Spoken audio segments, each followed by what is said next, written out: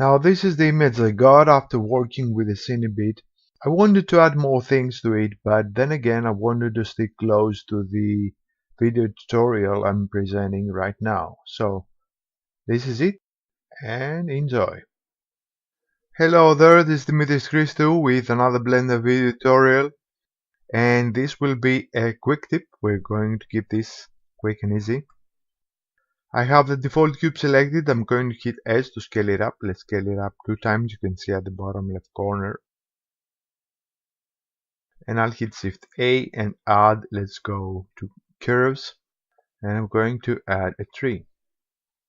Now expand and move the tree options up. And I'll just move down to the presets. Click load preset. And I'm going to select the small, or actually the Japanese maple tree. Okay. Now you can obviously tweak the settings here and set the tree exactly the way you want it to look like, but I'm going to leave it as it is. Now I'm hitting 1 and then 5 on my numeric keypad for the front ortho view. And I'll hit R to rotate my tree, and I'm going to rotate it for 180 degrees. And I think I'm actually rotating it at the y-axis. Now I'll hit Z for the wireframe shading mode, and hit Z to grab my tree and move it up. Let's scale it down. I think we're good at about here. Z, move it down. And what I want is the cube to have the tree in it, to fill the tree and surround the tree. Okay, I think this one looks nice. Now I'm going to, actually before that, the tree here is a curve, so I'm going to move over to object and convert it to mesh so we can easily work with it. Now selecting the cube, right mouse button click to select it and move over to the modifiers, right mouse button click to select it. Yeah, this will be part of history in a few months, perhaps.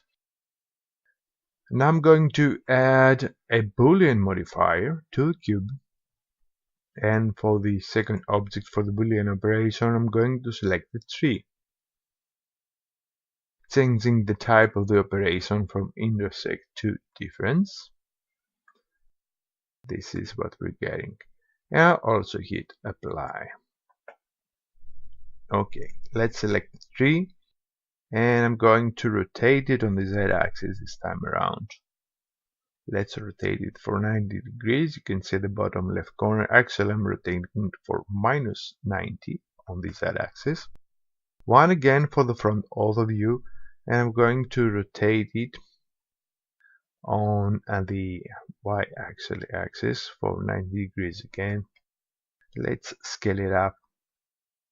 What I want to do now is create some variation to it. Hit Z to grab and move it at about here. I think we're good. Okay, select the cube, click add modifier and add another Boolean modifier, and select the tree to be the second Boolean object, and change the operation once more to difference. Okay. Now you can keep on with that. As I said before, you can modify the tree to get the look that you want. The idea here is to create some sort of crackles in the cube, and you can take good care of it and spend some more time with it to make it look a lot better. But this works for our quick tip. I'm going to hit X to delete my tree. I think we didn't have the Boolean yet. Why? Let's see it again. Now let's apply it. Yes, we have to apply the Boolean. Okay, apply. Now we can select tree. Alright, we're good to go, and hit X to delete it.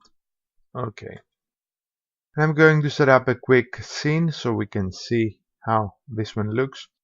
I'm adding plane, scaling it up at about 5 times. Grab the cube, 1, and on my numeric keypad for the front ortho view, hit Z and Z to grab and move it on the Z axis. Alright. I'll move over to Cycles Render, and we have the cube here selected. It already has a material. I'm going to click Use Nodes and change it from diffuse to glass, to glass shader. Okay. Selecting the plane, the floor now. No material here. Click New for a new material. I'm going to change the diffuse color to a nice light blue. Okay, at about here. I'll also move over to world options, click Use Nodes, and I'll use a gradient texture for the sky for the world. I'm going to increase the strength from 1 to 2.5, just setting up a quick scene so we can see how this one looks. And I'll also delete the lamp. Okay.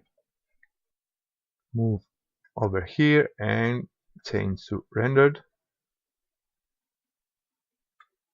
so we can take a look.